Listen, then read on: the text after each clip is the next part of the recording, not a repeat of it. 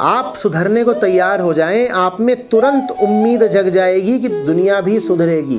कोई आपको मिले और कहे इस दुनिया में कुछ नहीं हो सकता, तो साफ समझ लेना कि वो ये कह रहा है कि मेरा कुछ नहीं हो सकता। कोई मिले और कहे कि मेरी बीवी सुधरने से रही, तो साफ समझ लेना कि वो कह रहा है मैं सुधरने से रहा। जो सुधरने लगेगा उसको तत्काल दिख जाएगा कि सब सुधर सकते हैं, सबको सुधरना चाहिए, सब सुधरने को आतुर हैं। निर्मलता का, निर्दोषता का स्वाद ऐसा होता है कि फिर वो स्वाद तुम सब में बांटना चाहते हो। तुमसे ये बर्दाश्त ही नहीं होगा कि तुम तो निर्मल हो गए और बाकी सब मलिन रहे। तो तत्काल तुम में उम्मीद जग जाएगी। उम्मीद से आगे श्रद्धा।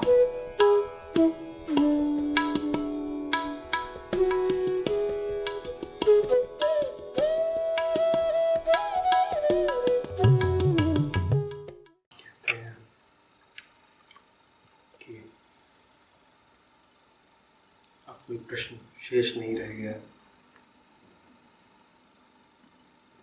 या शायद ऐसा है कि जीवन की भौतिकता से मन उठ चुका है।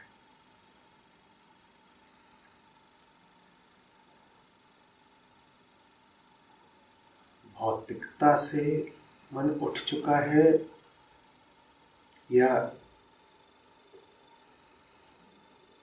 दुख ने मन को खिन्न कर दिया है।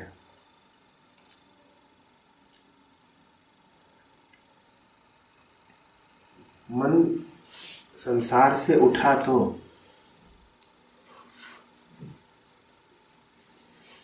पर होता अक्सर यही है कि संसार में व्याप्त दुख से उठा। दुख मिला, पराजय मिली, असफलता मिली, तो मन चला बैरागी होने।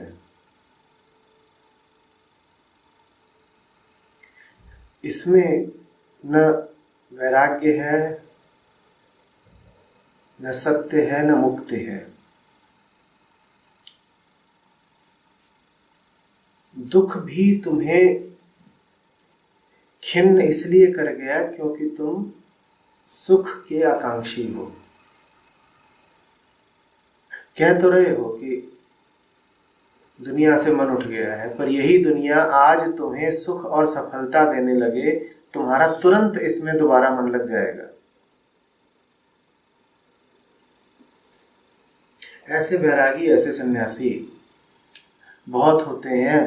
वो अल्प काल के बैरागी होते हैं।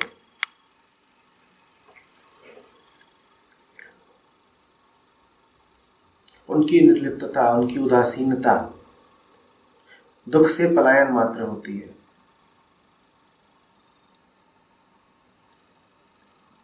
और दुख आमतौर पर तुम्हें जितना सताता है, सुख की चाह तुम्हारी उतनी बढ़ती जाती है। अब क्या मिली मुक्ति? तुम एक झंझट से छूट करके दूसरे में फंसने जा रहे हो।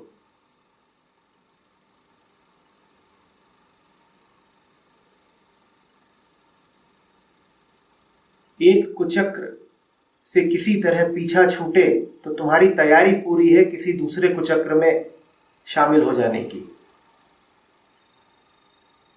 तुम्हें यदि तकलीफ है भी तो एक खास घटना से या व्यक्ति से या समय से या स्थान से।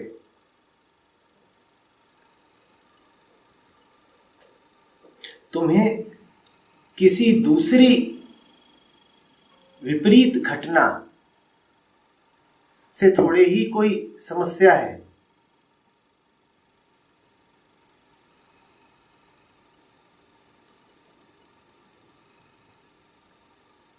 आशा मध्यम पड़ गई है बस। और आशा की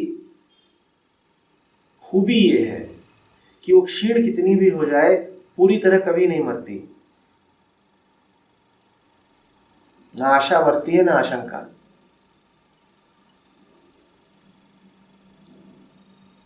जैसे कुछ पानी निकले हो और इतने प्रहार झेलने पड़े हो, ऐसी पिटाई हुई हो कि पाने की प्रेरणा, उत्साह, ऊर्जा ही शिथिल पड़ गया हो। पर अभी कोई आए और तुम्हारी उम्मीद का दिया दोबारा जला दे, तुम फिर उसी राह निकल पड़ोगे।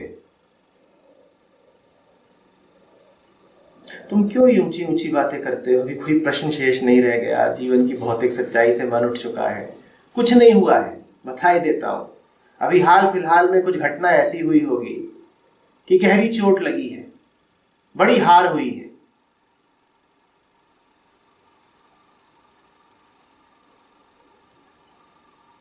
ये तुम सत्य की तरफ नहीं जा रहे, राम की तरफ नहीं जा रहे, बस दुख के विपरीत जा रहे हो। और तुम्हें एक बात समझाता हूं, दुख के विपरीत और दुख है, दुख के विपरीत सुख नहीं होता। हाँ, दुख के विपरीत जो लगता है उसको हम सुख का नाम दे देते हैं, वो वास्तव में और गहरा दुख होता है। और आदमी का जीवन यही कहानी है, एक दुख से बचकर भागा तो सुख के नाम पर दूसरे किसी गहरे दुख में प्रवेश कर गया। यहां जाल ही जाल है, यहां धोखे ही धोखे हैं। एक कारागार से निकलते हो, उसका दरवाजा किसी दूसरे कारा में खुलता है।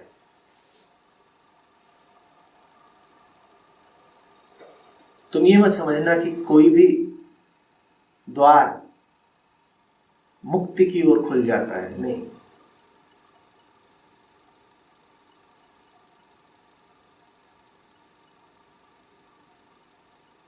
दुख से विपरीत नहीं है दुख से मुक्ति। दुख से जो विपरीत होता है उसका नाम तो है सुख, और सुख दुख का ही छद्म रूप है। दुख से मुक्ति है दुख और सुख दोनों से ऊपर, दोनों से हट करके। और तुम्हारी बात मैं जानता हूं, तुम्हें तकलीफ दुख से है, सुख से नहीं। जिसे दुख से तकलीफ हो और सुख से प्यार, उसका दुख लगातार बना रहेगा, क्योंकि दुख कभी दुख का नाम पहनकर तो आता नहीं।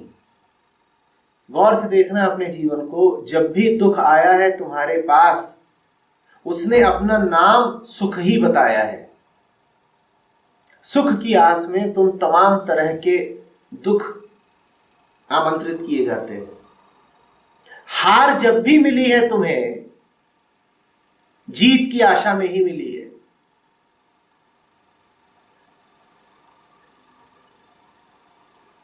शैतान जब भी आया है तुम्हारे घर, भगवान बनकर ही आया है। झूठ ने जब भी पकड़ा है तुम्हें, सच का मुखौटा पहनकर ही पकड़ा है।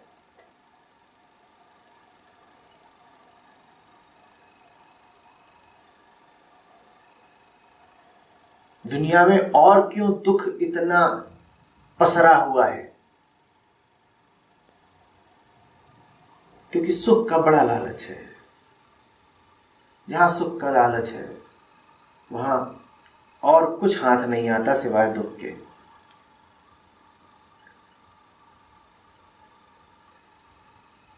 अभी तो इतना भी हो गया कि सामने आ गए, बात कर ली, क्योंकि दुख का और पराजय का क्षण है। अभी तुम्हारे सामने आशा खड़ी कर दी जाए, नए द्वार खोल दिए जाए सफलता के, बता दिया जाए कि तुम्हारी सारी झंझटें दूर हुई, अब स्वर्णिम भविष्य तुम्हारी प्रतीक्षा कर रहा है, क्या तुम मेरे सामने नजर आओगे? यहां बैठे भी हो इतने बरसों में तो सिर्फ इसलिए क्योंकि दुनिया से पिट के आए हो। वही दुनिया तुम्हें हाथों हाथ उठा ले, तुम्हारा विजय जुलूस निकाल दे, तुम पुनः दुनिया के ही हो जाओगे। ना फिर तुम्हें राम नाम याद आएगा, ना सत्संग याद आएगा, ना मैं याद आऊंगा।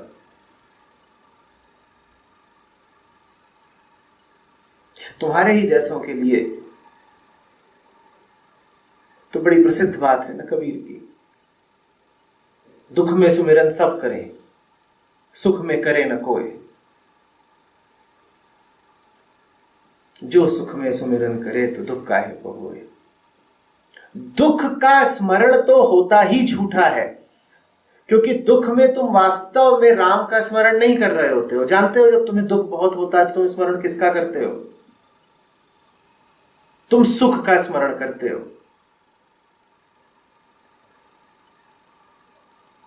भले ही तुम ये कह रहे हो कि दुख बहुत बढ़ गया है, दुख से आजादी चाहिए, पर वास्तव में तुम मांग सुख की ही कर रहे हो।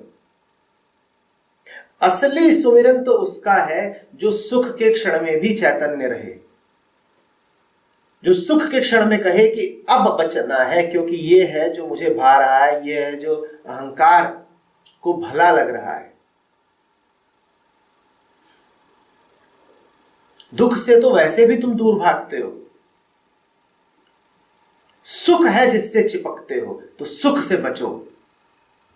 उस क्षण में याद करो कि सच्चाई क्या है, पर तब तो उत्तेजना की लहर उठती है और तुम घुटने टेक देते हो, उसके आगे बह ही जाते हो।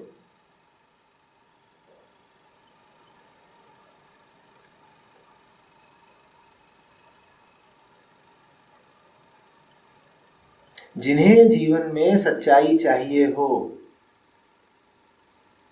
जो दुख से जरा बचना चाहते हो, वो सतर्क रहें उन क्षणों में जब सब कुछ ठीक लगता हो। जब सब लग रहा होता है कि ठीक है, ठीक तब तुम लड़ाई हार रहे होते हो। जब तुम्हें लग रहा होता है कि सब कुछ नियंत्रण में है, जिंदगी बिल्कुल वैसी चल रही है जैसी चलनी चाहिए, सब भला है, सब मेरी इच्छा के अनुसार हो रहा है, कोई कष्ट नहीं दिखाई देता अभी, जिधर को चलता हूं उधर ही जीत मिलती है, उस वक्त ठिठक के रुक जाना, क्योंकि उस वक्त सामान तैयार हो रहा है तुम्हारे बंधन का।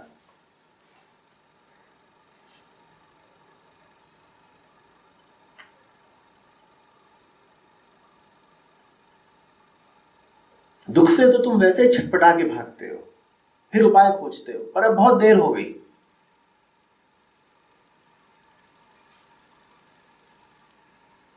और छटपटाहट की तुम्हारी दिशा भी गलत है।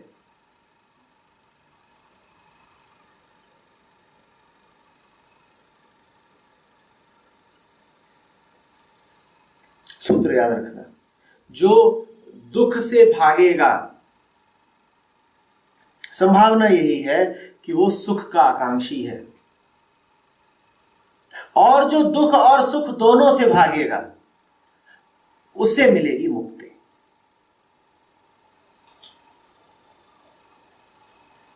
अपने आप को तब पकड़ो जब मौज में होते हो, मस्ती कर रहे होते हो, जब आमोद प्रमोद भोग और विलास से दुनिया परिपूर्ण होती है, जब सब कुछ अच्छा ही अच्छा होता है, हंसी खुशी बधाई का माहौल होता है, शहनाइयां बज रही हैं, किलकारियां गूंज रही हैं, उन क्षणों में सतर्क रहना।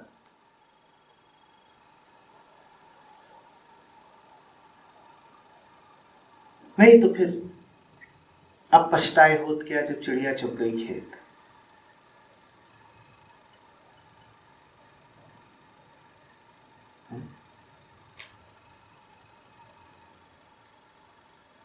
गड़बड़ ठीक तब हो रही होती है जब तुम्हें लगता है कि सब कुछ ठीक है। जब लगे कि सब कुछ ठीक है तो अचानक चौंक जाना, कहना अभी कुछ हो रहा है गलत। और प्रमाण इसका यह है कि अगर कुछ गलत ना हो रहा हो तो जो कुछ भी तुम्हें भला लगता है उसका अंत क्यों हो जाता है। स्थिति को समझो, तुम्हें लग रहा है सब ठीक है, सब ठीक है, लेकिन जो कुछ भी तुम्हें लग रहा है कि ठीक है, थोड़ी ही देर बाद तुम पाते हो कि वो ठीक रहा नहीं।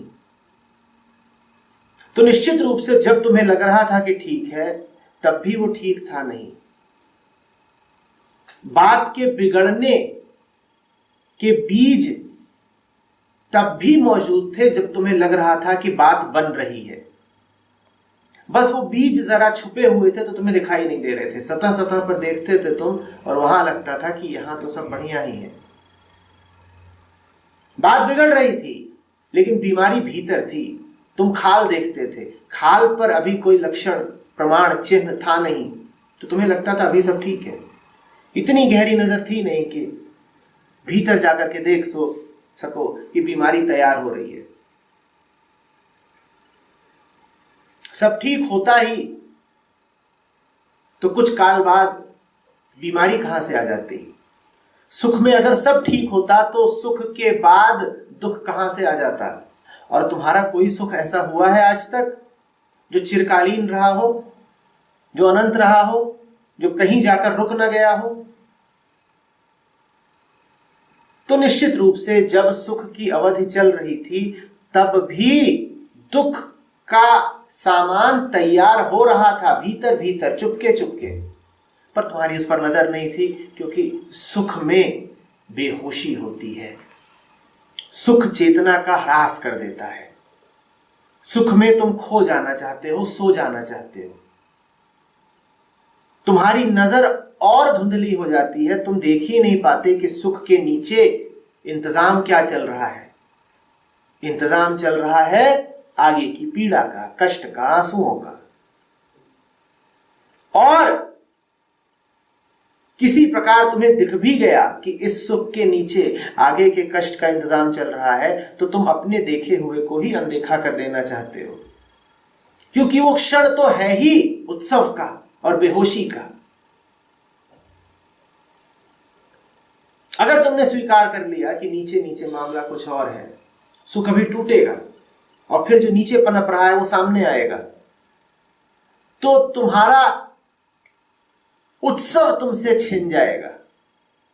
तुम कहते हो झूठा ही सही, उत्सव तो है ना, झूठी ही सही, हंसी अभी मिली तो हुई है ना। हंसी अगर झूठी है तो आंसुओं से ज्यादा बुरी है।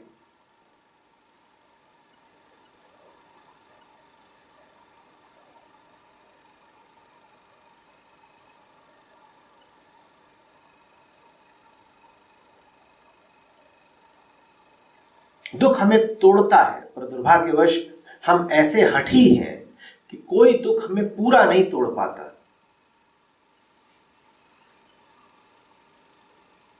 भीतर वो बचा ही रह जाता है। जो अपने अहंकार के तराजू पर दुख और सुख को तोलता है और निर्णय करता है, वो नहीं टूटने पाता। मन टूट जाएगा, उदास हो जाएगा, खिन्न हो जाएगा। जो मन की घोर और घनतम वृत्ति है उसको हम बचा जाते हैं। हम बड़े जिद्दी हैं। तभी तो अचंभा होता है मुझे कि लोग इतना कष्ट पाते हैं जीवन में, फिर भी सुधरते क्यों नहीं। बड़ा हठ है भीतर, अहंकार हटना नहीं चाहता।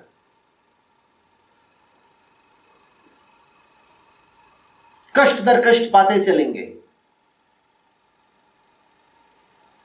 जीवन में एक के बाद एक यातना श्रृंखलाबद्ध आती रहेगी,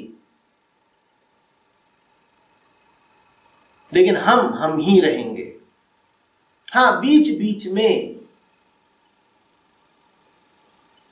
अल्पकालीन, तात्कालिक ऐसे बैराग के क्षण आते रहेंगे।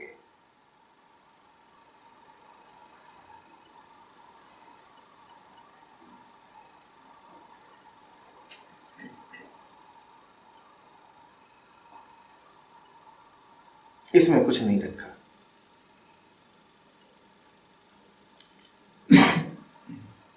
मैं प्रतीक्षा करूंगा उस दिन की जिस दिन तमाम तरह के सुख तुम्हें आमंत्रण दे रहे हो, दुनिया बाहें फैलाए पुनः तुम्हें बुलाती हो, जीत की आशा तुम्हारे सामने खड़ी की जाती हो,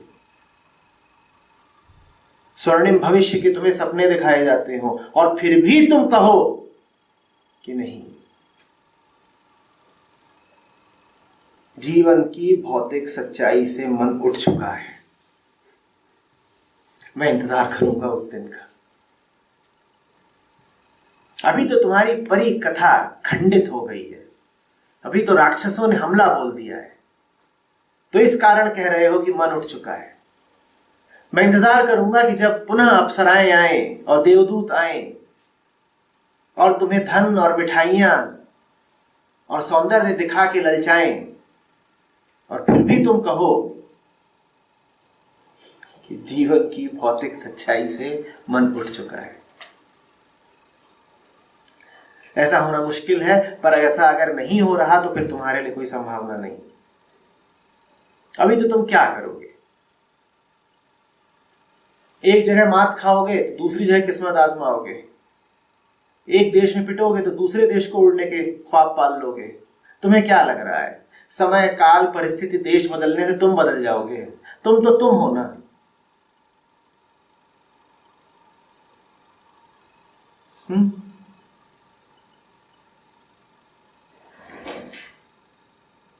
एक दुकान में जलेबी रखी है तो मक्खी किस पर बैठी नजर आएगी? दूसरी दुकान में सोन पापड़ी रखी है, मक्खी किस पर बैठी नजर आएगी? तीसरी दुकान में गुड़, चौथी में रसमलाई। मिठाइयां बदलते रहो, मक्खी तो नहीं बदली ना। मक्खी का तो काम है लालच मीठे का। मीठे के रंग रूप नाम आकार प्रकार बदलते रहेंगे, मक्खी का लालच बदला क्या? तुम यहां हो तो भी लालची, तुम वहां हो तो भी लालची, तुम यहां भी बेहोश, तुम वहां भी बेहोश। तुम कहां बदले? कहो तुम कहां बदले? और मक्खी जिस भी दुकान में बैठती है मिठाई पर, हलवाई उसके साथ एक सा ही सलूक करता है, क्या? भगा देता है। मक्खी को न तो प्रेम मिलता है, न सम्मान मिलता है, न स्वीकृति मिलती है।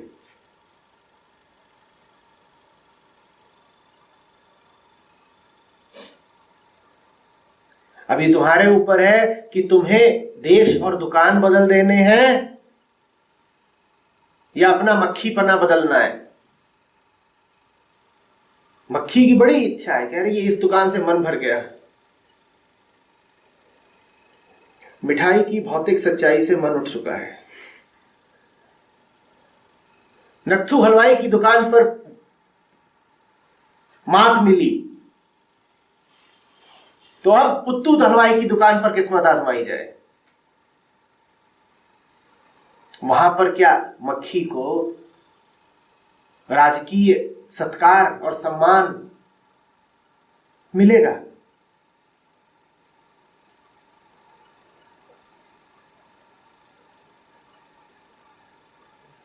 स्थितियां बदल जाएंगी बाहर बाहर, भीतर भीतर तो तुम्हारी हालत वही रहेगी ना, क्योंकि तुम तो तुम हो, जिदी, हठी।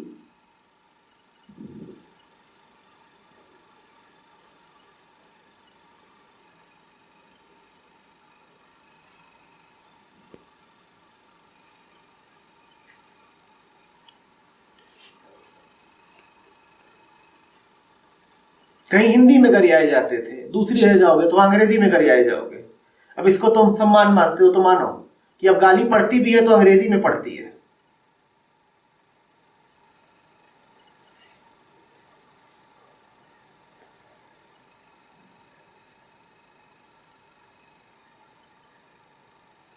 एक वाहन चालक है, ड्राइवर, उसने पी रखी है। वाहन चालक, गाड़ी चलाने वाला ड्राइवर, और तुम देख रहे हो उसने पी रखी है तो गाड़ी लेकर के चला। मान लो कौन थी? सेंट्रो। तुमने कहा नहीं, तूने पी रखी है, ये बड़ा गलत है कि तू पी करके सेंट्रो लेकर के चला है।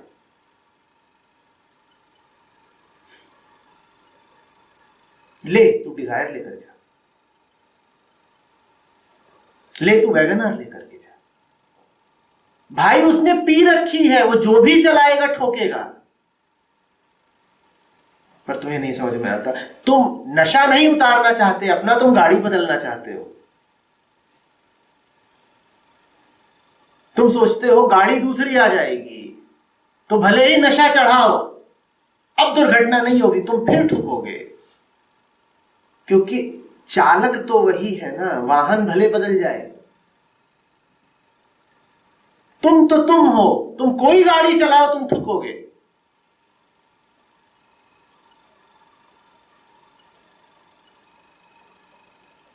तुम कोई गाड़ी न भी चलाओ तो ठुकोगे। पैदल चले, सोचा कि गुरुजी ने कहा था गाड़ी बुरी है तो पैदल चल लेंगे। गाड़ी छोड़ने को तैयार हो सकते हैं, बेहोशी छोड़ने को तो, गाड़ी बदलने को भी तैयार थे। गुरुजी ने बड़ा जोर दिया तो गाड़ी छोड़ने को भी तैयार हो गए। पहले गाड़ी बदली, फिर गाड़ी छोड़ी, अब चल दिए पैदल। लेकिन क्या नहीं छोड़ा? अपने आप को। नशा नहीं छोड़ा। अब पैदल ठुकोगे।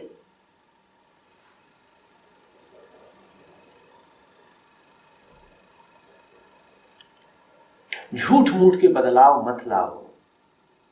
बाहर बाहर परिवर्तन लाने से कोई लाभ नहीं होगा। वास्तविक बदलाव लेके आओ, असली परिवर्तन।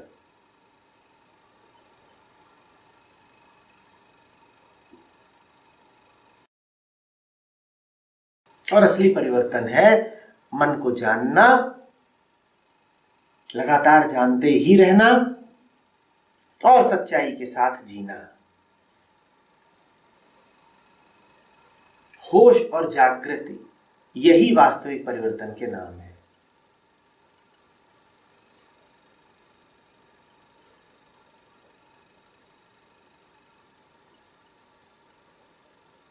और अगर तुम्हारे चेहरे पर हठ ही लिखा हुआ है तो मुबारक हो, तुम्हारा जीवन है।